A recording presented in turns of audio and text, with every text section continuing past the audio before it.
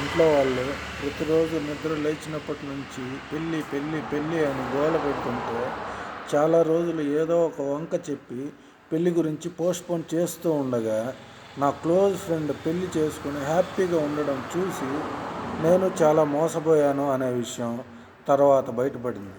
పెళ్లి చేసుకొని హ్యాపీగా ఉందామనే ఆలోచనతో పెళ్లి చేసుకున్నాను. అబ్బాయి మంచి జాబ్, మంచి శాలరీ, కారు అన్నీ ఉన్నాయి.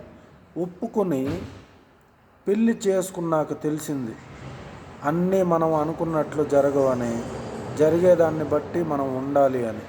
పెళ్ళి అయిన పెళ్ళి అయ్యింది, కొద్ది రోజులు హ్యాపీగా అని అనలేను కానీ కాలం బాగానే నడిచింది. గొడవలు మొదలయ్యాయి. మా పేరెంట్స్కి గౌరవం ఇచ్చేవాడు కాదు.